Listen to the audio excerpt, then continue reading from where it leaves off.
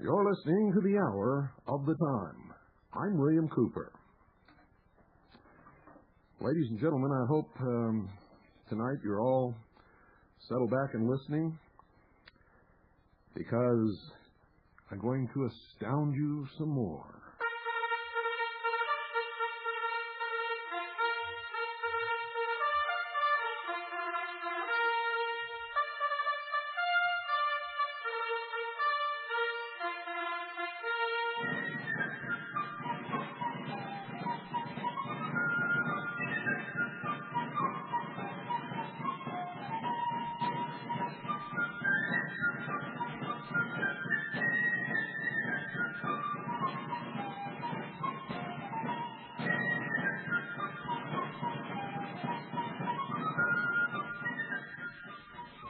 The Second Continental Army of the Republic is looking for good, reliable, responsible Americans who are leaders with organizational skills and military experience. We will put you to work. We will not accept applications from racists, bigots, religious fanatics, self-proclaimed prophets, reactionaries, or convicted felons. And I hate to tag that last one on, especially if someone has served their time. But the fact is, we must stay completely above reproach.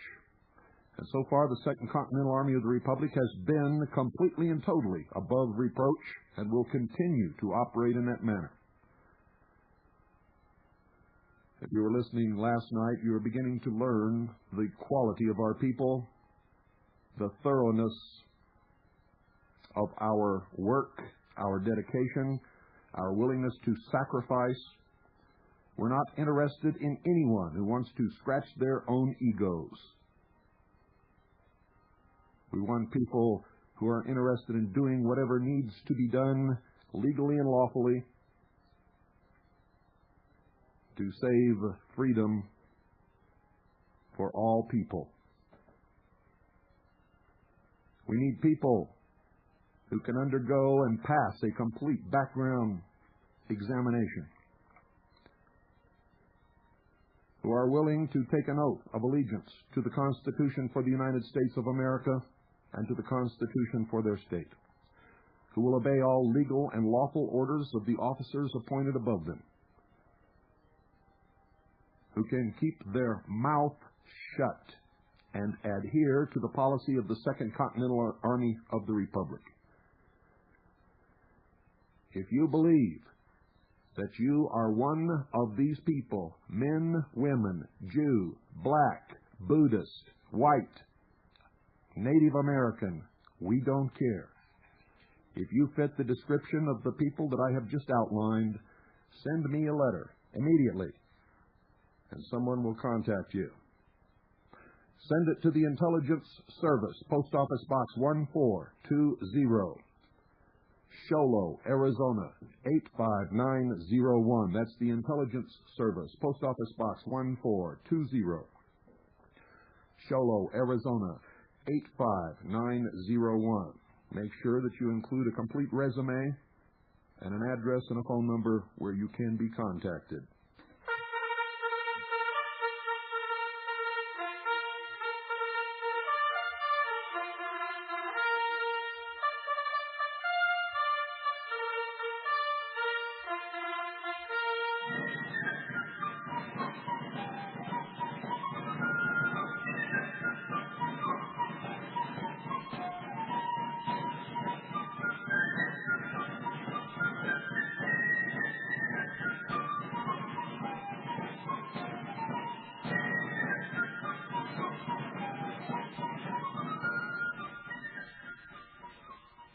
Ladies and gentlemen, last night I read to you just a little bit of Chapter 1 of a book that is being prepared by Major Michelle Marie Moore, the commanding officer of the intelligence service for 4 states, Oklahoma being one of those states.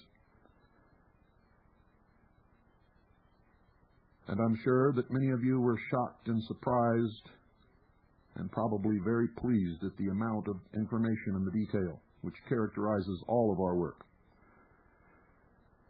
And you're going to be even more impressed tonight as I continue. And I want to caution anyone out there who may be taping this for the purpose of reproducing it. This is copyrighted material, and these tapes will not be sold by the intelligence service, nor may they be reproduced by you, nor may they be transcribed in any form whatsoever, and they may not be passed out or distributed. Period. There is no appeal. Do not call and ask. Anyone who violates the copyright of this material will be prosecuted to the fullest extent of the law, I can assure you.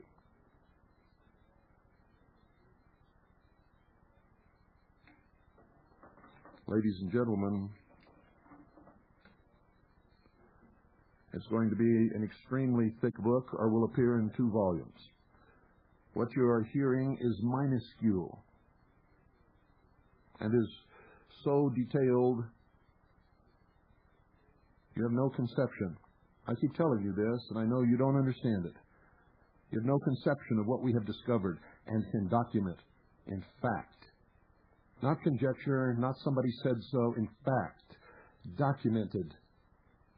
Testimony on tape, in sworn affidavits, videotape, audio tape, documentation, film.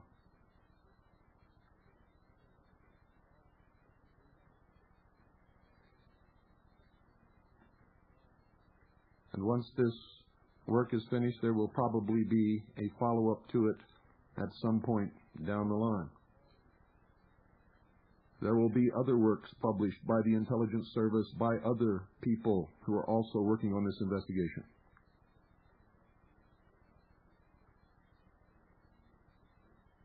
When it's finished, you will finally understand. And you will understand what we've been warning you about all these years. You will understand why you must prepare and what you are facing. For truly, the enemy has no conscience, no morals, no ethics, no tears.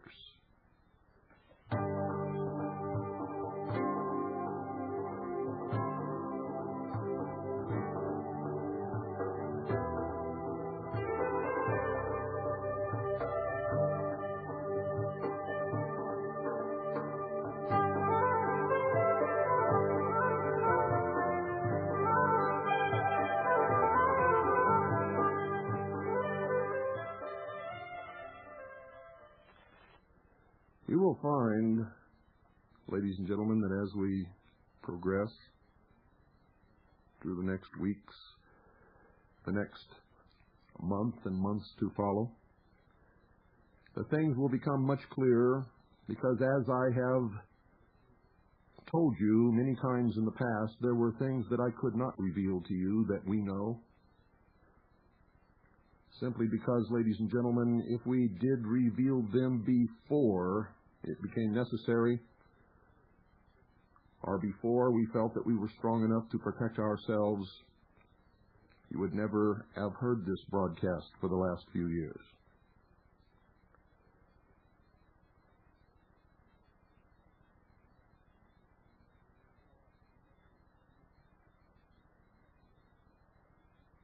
That little bit of music I knew would give you a sense of expectation so that you could more better receive the message that I just gave you. Don't miss one single hour of this broadcast. If you do, you will be sorry.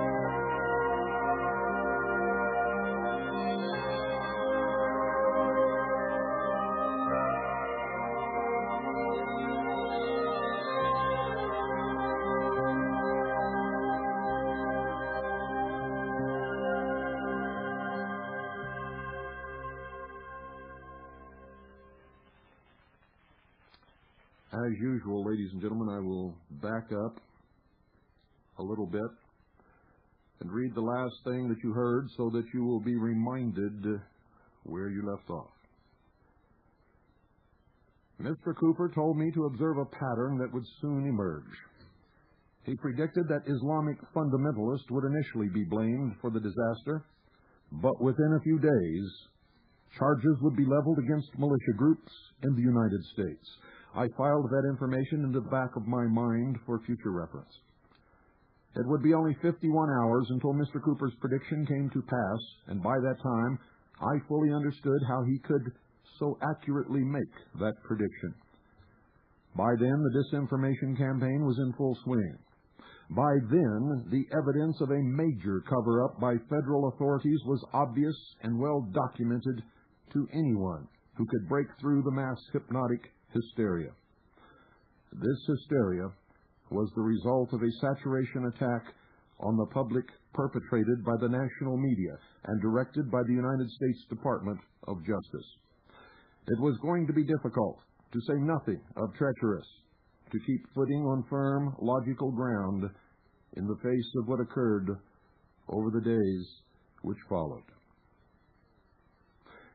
In the meantime, Ms. Lee Evans of KFOR Channel 4 Television received a telephone call at 9:45 a.m. from an unidentified male claiming to be a member of the Nation of Islam. The caller stated that the Nation of Islam claimed responsibility for the bombing, and that such a thing could happen again in other buildings in the area. The caller immediately hung up.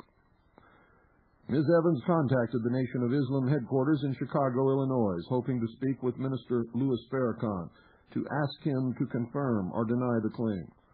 She was told by Nation of Islam representatives that the organization would hold a press conference in the afternoon to comment on the matter, but at that time they had nothing to say in response.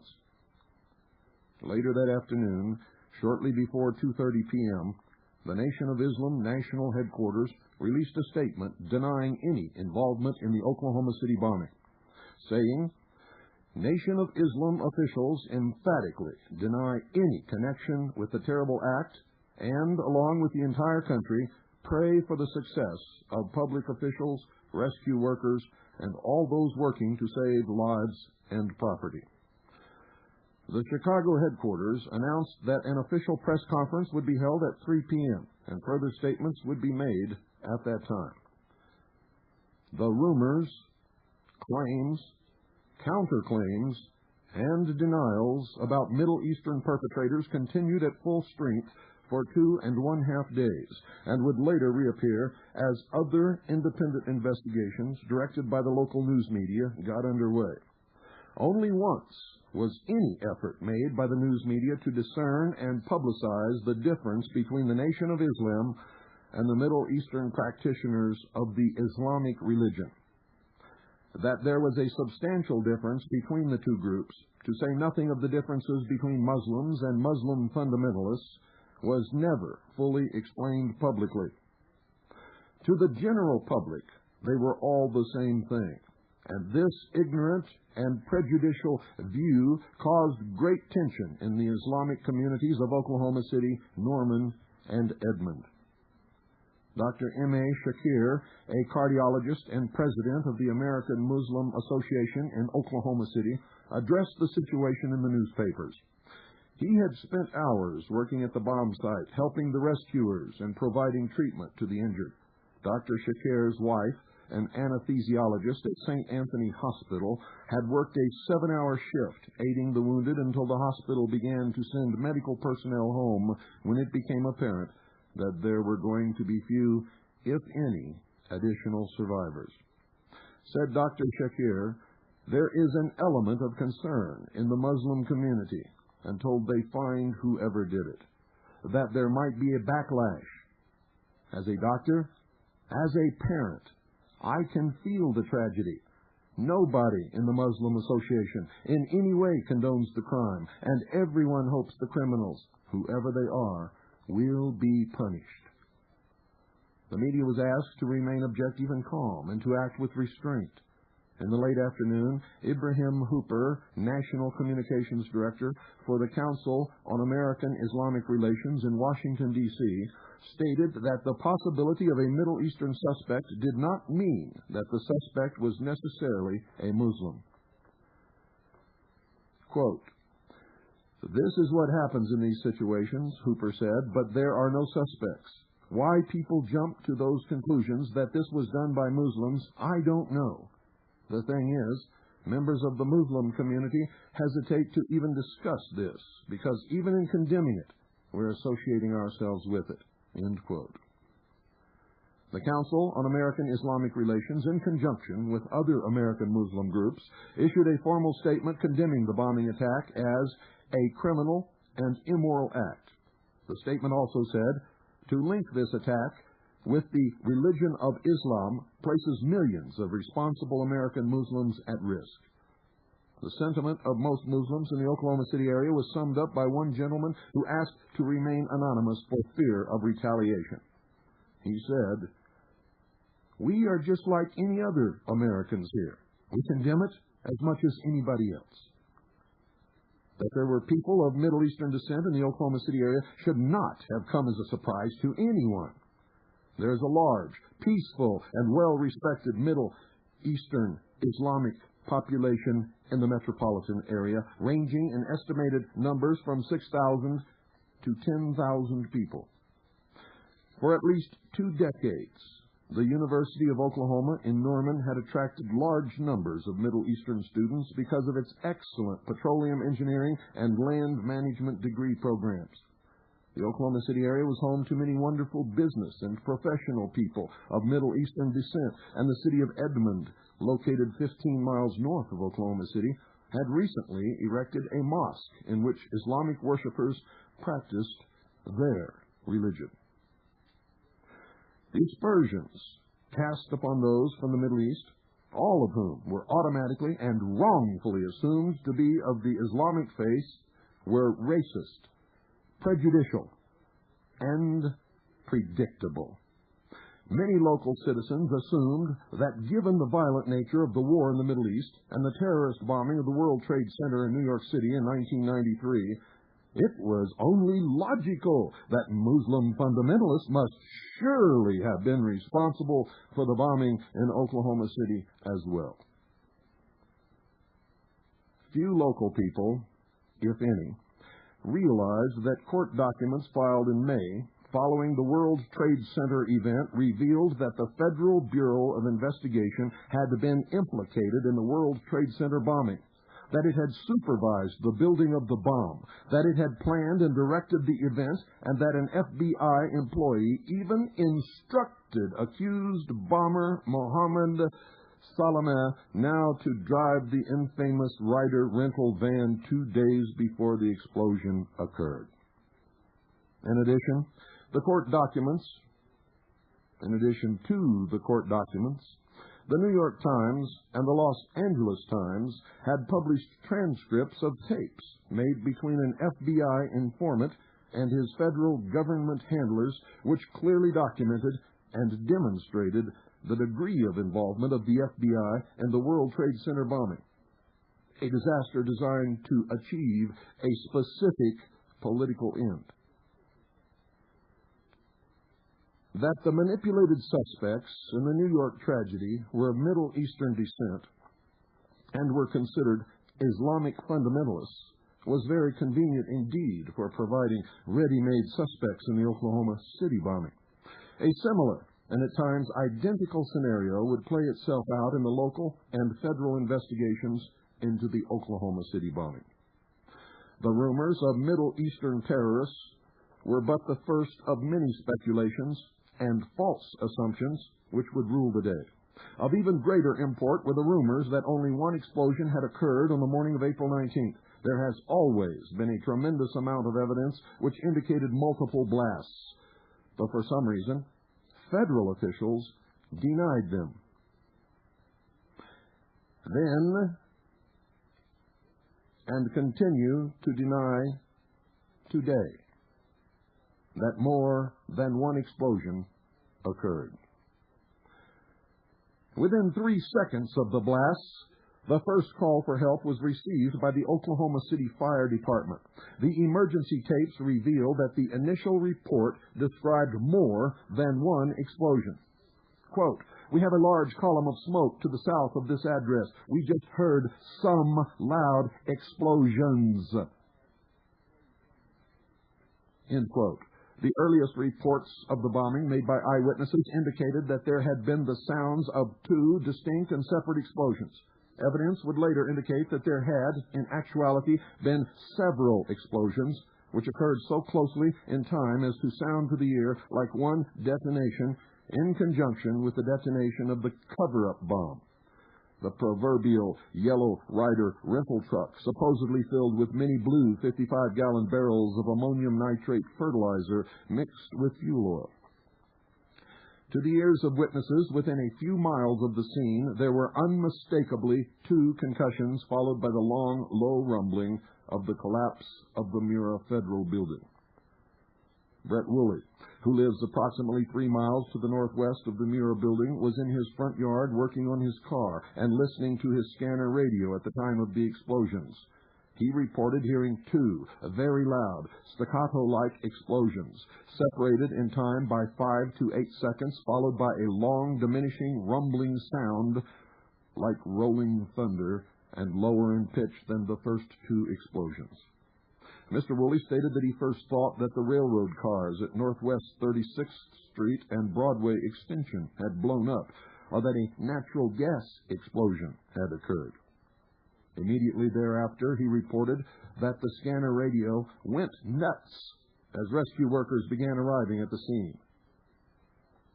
Jim Ferguson, one of the assistant building managers and the electrician and air conditioning foreman for the Mura Building, stated, quote, "Everyone in town, everybody who was there, knows there were 2 blasts," end quote. At the time of the explosions, he was in an office at the U.S. Federal Courthouse behind the south side of the Mura Building. He firmly declares that he heard 2 distinct and separate explosions. Mr. Ferguson's wife was shopping a mile and a half away when the explosions occurred. She reported hearing 2 blasts about 5 to 8 seconds apart and said she saw 2 separate clouds of dust and smoke rising from the building.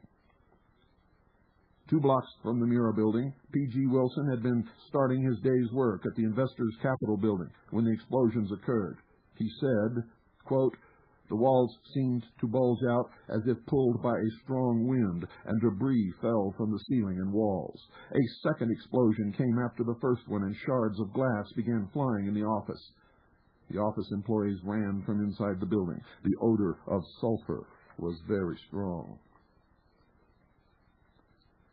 2 attorneys with offices in downtown Oklahoma City were both dictating correspondence at the time of the explosions. The taped record of the 2 explosive events and the rumblings of the collapse of the Mura Building are clearly discernible on the audio cassettes. Michael Hinton lived in the YMCA building located a half block diagonally to the northeast of the Mura Building. He was standing on the corner of Northwest 5th Street at 8:50 a.m. on the morning of April 19th. Because he had missed the first bus, which would have taken him to work, Hinton ran east another block to the corner of Broadway to catch another bus at 8:55 a.m. He remarked how thankful he was that he had chosen to catch the Broadway bus. His initial thought had been to catch the 9:05 a.m. bus, which stopped directly in front of the Mura Federal Building. After boarding the Broadway bus, Mr. Hinton seated himself next to the bus driver, rode to the transfer terminal to connect with the bus he was to take to the state capitol. He stated, quote, "I had just climbed aboard the bus and sat down when I heard this very violent rumble under the bus. It was a pushing-type motion. It actually raised that bus up on its side. About 6 or 7 seconds later, another one, which was more violent than the first, pushed the bus again, and I thought the second time the bus was going to turn over." End quote. The driver threw the bus into gear and beat a hasty retreat from the area. The passengers on the bus, all of whom distinctly heard and felt the 2 explosions, learned moments later that the federal building had been destroyed as they saw the streets filling with emergency vehicles. Just prior to the explosions, a staff meeting was underway at the Oklahoma Water Resources Board building located on Northwest 5th Street, opposite the west end of the Muir building. The audio tape of the staff meeting clearly recorded two separate explosions: the rumbling collapse of the building and the panicked escape of the employees of the Water Resources Board as they picked their way through the falling ceilings, flying glass, and collapsing walls of their building. Lieutenant Colonel George Wallace had had much experience with explosives. He had served in Vietnam and was a retired Air Force fighter pilot with 26 years in the service. From his home, 9 miles northwest of the federal building, Lieutenant Colonel Wallace was pouring a cup of coffee when, quote, "I saw it jiggle and shake. I immediately ran outside," end quote. As an experienced combat pilot, he stated the explosions sounded like the sound of a succession of bombs being dropped in the distance, an unmistakable sound he had heard often in Vietnam. Dr. Charles J.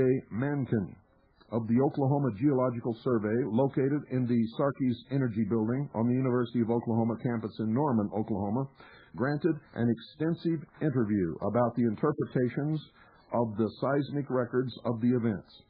Dr. Mankin stated, and we have this on tape in his own voice, quote, "We had originally heard there were 2 explosions. That was what came over the radio. And so when we heard there were 2, and we saw these 2 events on the seismic record, the logical conclusion was to say, well, the first one looks about right for the time, and so apparently the second one relates to the second blast. That was a hell of a blast." All I can tell you is that there were 2 events. They look very similar. We've done every analysis we can think of. We know it's not the air blast. There's no question about that. The time is dead wrong. Everybody has agreed to that. While we can't rule out a refraction, which is an echo, everybody that has looked at the signal has said a refraction would really be strange because there's absolutely no loss of energy in the recorded seismic signal. The second event has the same amplitude as the first. So if you get a refraction, like an echo off of a building, a refracted wave, you're going to have a loss of energy. You'll lose a part of the energy in the process. And so, the fact that the 2 events are of equal intensity suggests, well, that makes it difficult. Secondly, the arrival time is wrong for a refracted wave. You're going to have to take it, the refraction, off the mantle or off of basement rocks or something. The problem with the shallow section of the Earth's crust between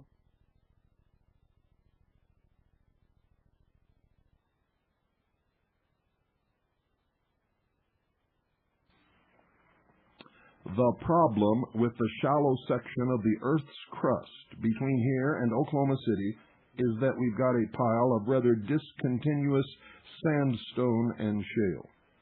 A big delta called the Garber Delta. That's where we get our water. It's a big delta consisting of channels of sand that go from east to west, and they're irregularly scattered through this pile of material. There aren't coherent layers from which you could get a reflection until you get to some depth. And if you try to calculate the travel time down and back up, the time is wrong, and it still wouldn't be the same intensity.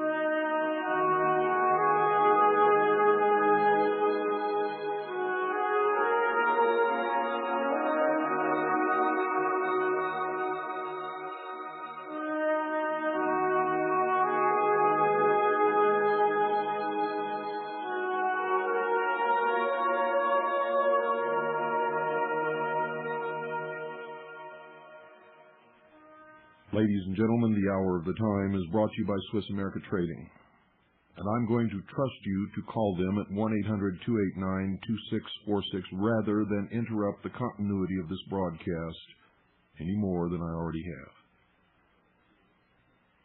have. Do it and thank them profusely for sponsoring this broadcast. Tell them that you're a steady listener, and you'll receive red carpet treatment. 1-800-289-2646. Do it now.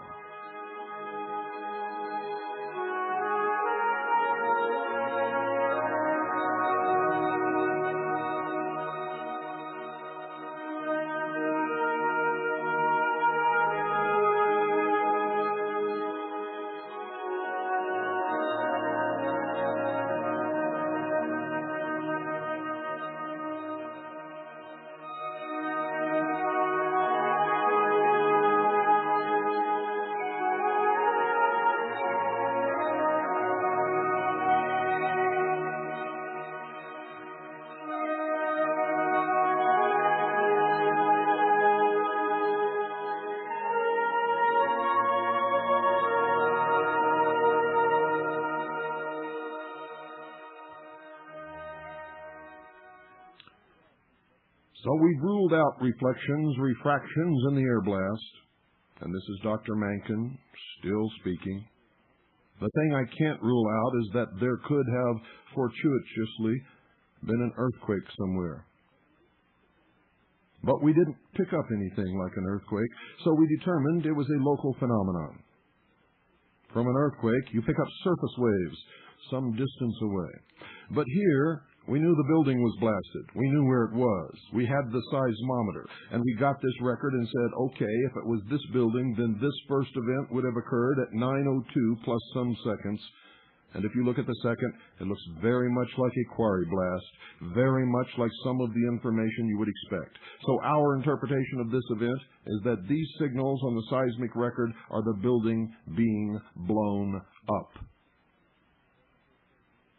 Now, that interpretation was confirmed in an indirect way by the omniplex seismometer sitting up in Oklahoma City.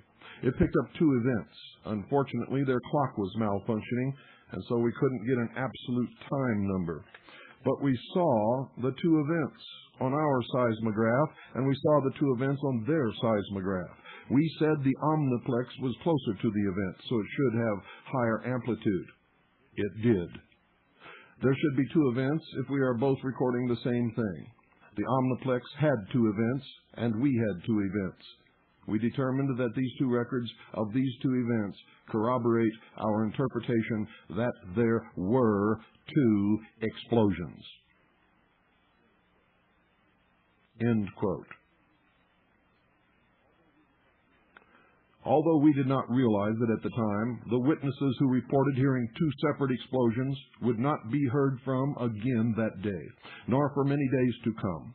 When their stories began to be told weeks later, few would be willing to allow their names to be used for fear of government harassment. Their stories were, for some unknown reason, being discounted or completely suppressed.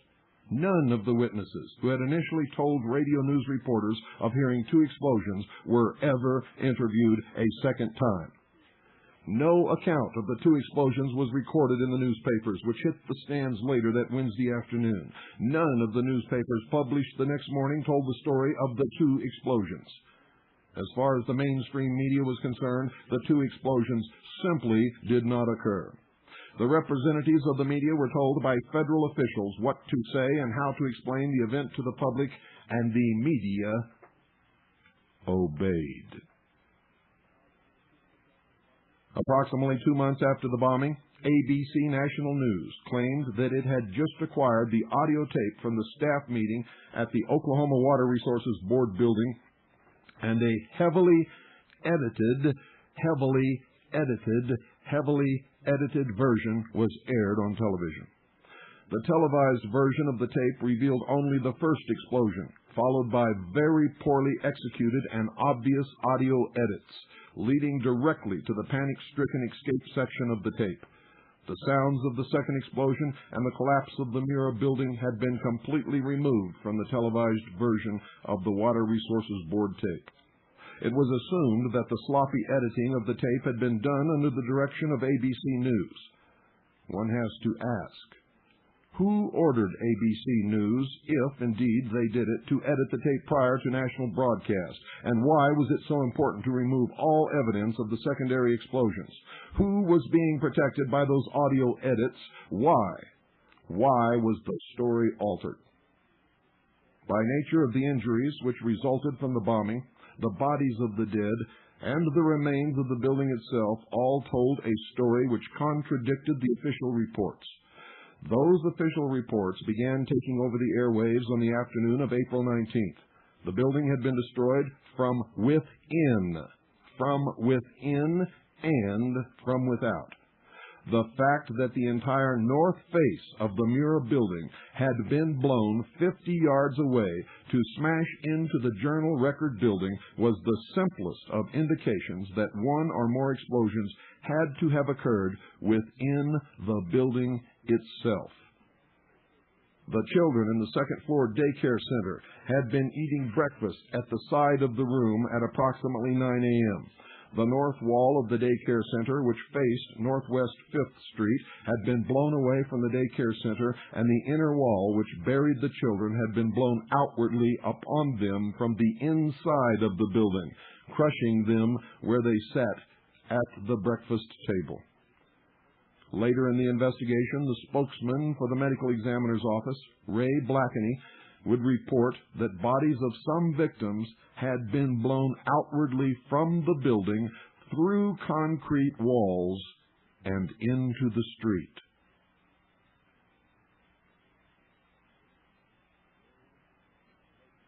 Ray Blakeney would report that bodies of some victims had been blown outwardly from the building through concrete walls and into the street.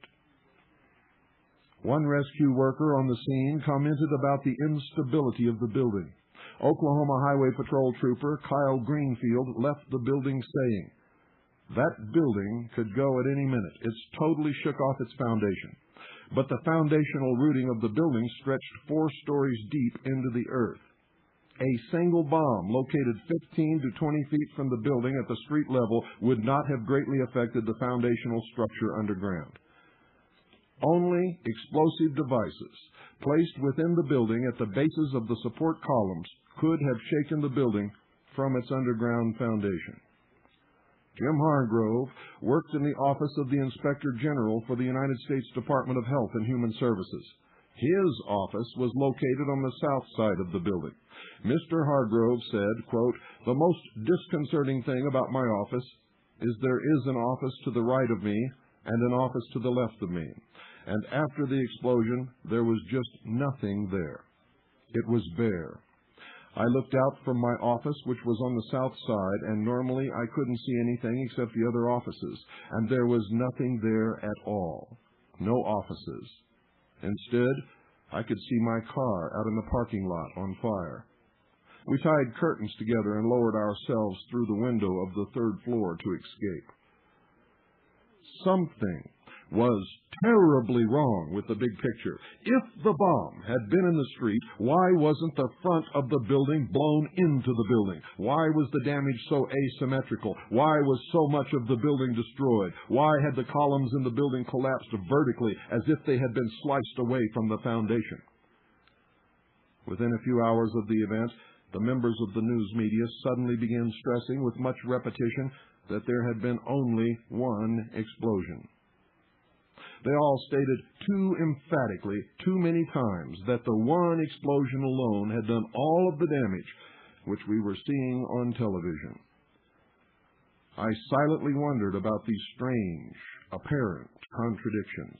I wondered why the media had stopped airing the interviews of the witnesses who had heard 2 explosions, who had seen 2 pillars of smoke, who had felt 2 concussions. Right before my very eyes, within only a few hours of the explosions, the official story of the event was being carefully crafted, cautiously molded, and delicately manipulated away from the testimony of witnesses to become something else entirely. Some fiction that had virtually nothing to do with what had actually occurred. I wondered who was doing it and why. But most of all, I wondered why no one else was asking any questions. Charles Caleb Colton once said, "Examinations are formidable, even to the best prepared. For the greatest fool may ask more than the wisest man can answer." Barely an hour had passed since the explosions occurred. The television stations were endlessly rerunning the aerial shots of the federal building, taken moments after the bombing by video cameras mounted in their traffic report helicopters. Anchor desk personnel tried in vain to find profound words to explain to the viewing public what had happened. But on the scanner radios, there was no poetic explanation, no Pulitzer Prize-winning prose. There was no one to middleman the information coming across that medium, and there was no way to wrap the event in a nice newsroom package. It was raw, and it was happening right then. The first call for emergency help had been received by the Oklahoma City Fire Department 3 seconds after the explosions. Quote, "We have a large column of smoke to the south of this address. We just heard some loud explosions." End quote. Within seconds of that call for assistance, reports of injuries at the scene began pouring over the scanner. Quote, "We have several injuries downtown on an explosion at the YMCA on 5th. There's injuries all over the place downtown." Oklahoma City firefighter Monty Baxter, arriving at the disaster at 9:03 a.m., was the first fireman on the scene. He radioed back to fire department headquarters, "This explosion is at the corner of 5th Street and Robinson. We have multiple injuries." Other fire trucks began to arrive, driving into the dense black smoke. From the scanner, we heard, "We need to get a pumper over here on Robinson. We could put out these car fires and cut down on your black smoke a little bit." As one group of firefighters concentrated on putting out the fires in the parking lot across the street from the nearest building, others began trying to assess the number and nature of the injuries.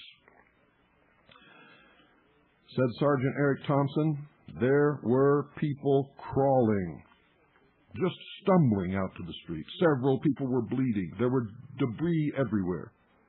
There was still stuff falling out of the air." Within minutes, medical personnel began arriving at the scene in great numbers. Paramedic Mark Robinson stated, "I and my partner and 5 other paramedics in plain clothes all piled into the back of one of the ambulances at headquarters, and we headed down to the scene immediately." Many medics came rushing from area hospitals. Some drove downtown from their homes, and some drove miles from out of town to assist in any way possible. One hospital later reported receiving telephone calls from as far away as Illinois, asking if any additional help was needed.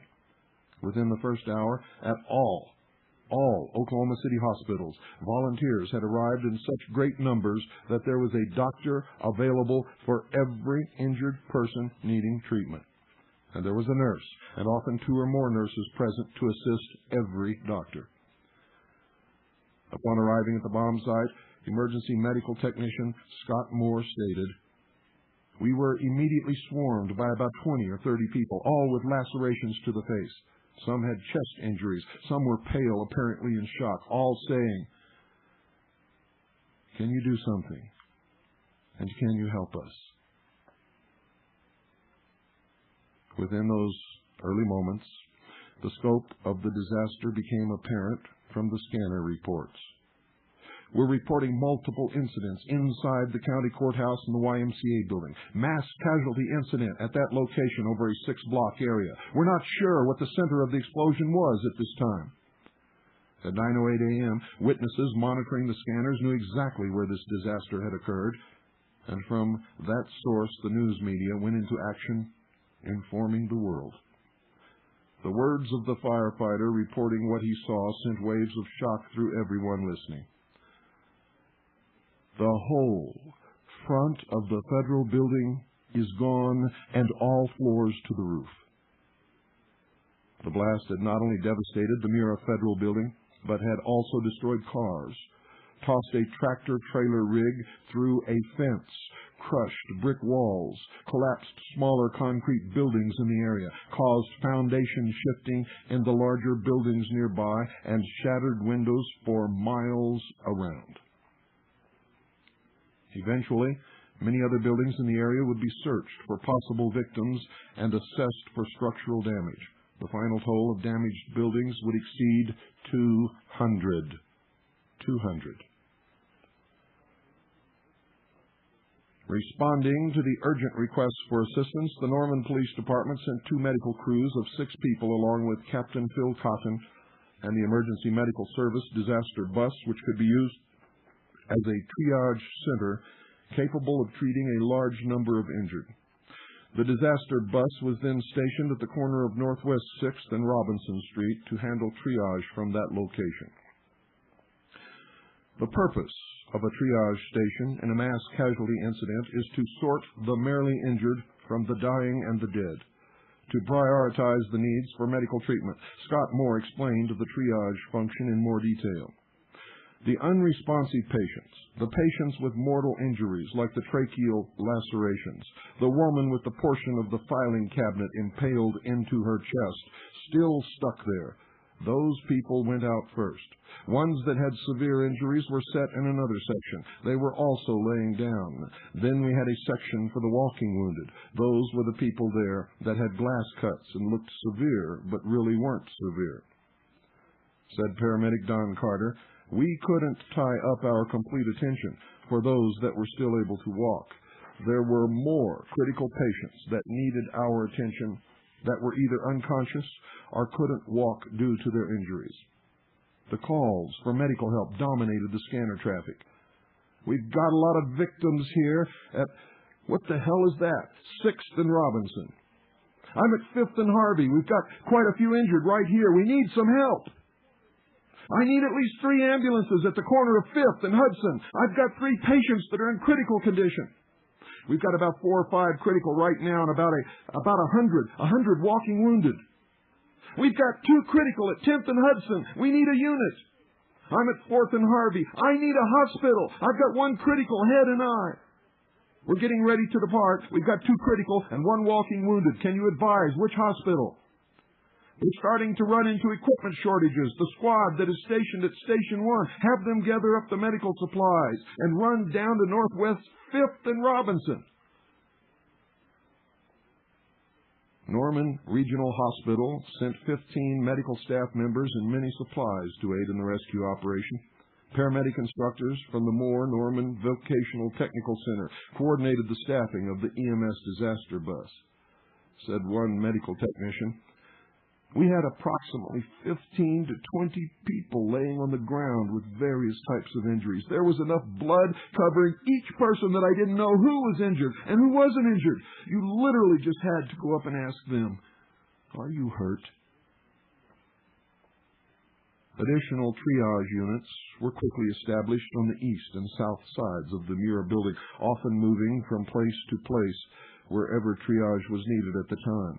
The old post office building located south of the federal courthouse on Dean A. McGee Street was transformed into a temporary hospital. Television cameras captured the scene of a double line of 14 ambulances removing the injured.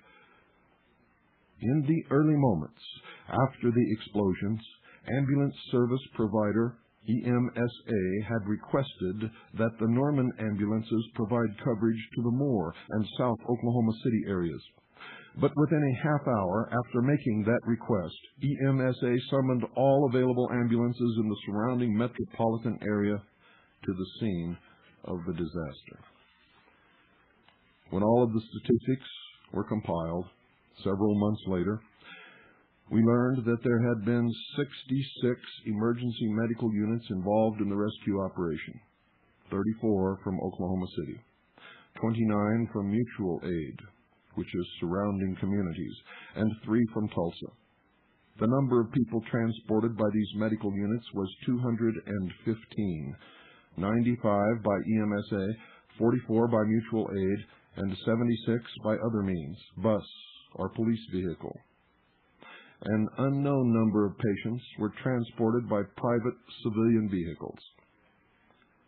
2 command units were on the scene within 2 minutes of the explosion, and 3 life support units were placed on 24-hour standby. The response to the bombing utilized 165 EMSA employees, and the helicopters involved in the rescue operation came from Metaflight, Oklahoma, and Fort Sill mast flights. Other emergency medical service agencies involved in the rescue operations came from Anadarko, Ardmore, Carnegie, McLean County, Purcell, Sinor, Stevens County, Stillwater, Watonga, Wellston, Impact EMS, EMSA Eastern Division, Life EMS, and LifeSat EMS. There were more than twice as many medically trained volunteers who were not affiliated with an EMS agency who assisted in the rescue operation. In spite of the fact that their numbers can be estimated but not accurately calculated, their contributions to the effort cannot be discounted. We will also never know how many of the injured were taken to area hospitals in the vehicles of private civilians. There was a large number of emergency vehicles available at the scene, but the number of injured far exceeded the capacity of those vehicles. Without the willingness of private citizens to transport the wounded to area hospitals in their own cars, trucks, or vans, the death toll of the bombing might have been much, much greater.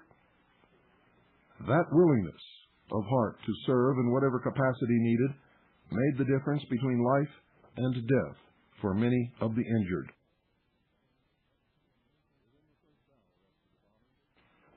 Within the first hour after the bombing, St. Anthony Hospital sent out an emergency call for blood and requested that all off-duty medical employees report to the hospital to work. Similar calls from medical personnel went out from all metro area hospitals. It was called Situation Code Black, a state of total emergency which required every available medic to be on hand in a state of readiness. The Cleveland County Norman Red Cross announced that the disaster had placed a tremendous drain on the blood supply and asked everyone who was at least 17 years old, in good health, and who weighed at least 110 pounds to come to the Red Cross Blood Center at Max Westheimer Airfield, located in north-central Norman.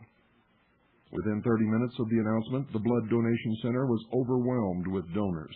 The parking lot filled to capacity, and cars were parked for hundreds of yards along the roadway and in the grassy fields surrounding the center.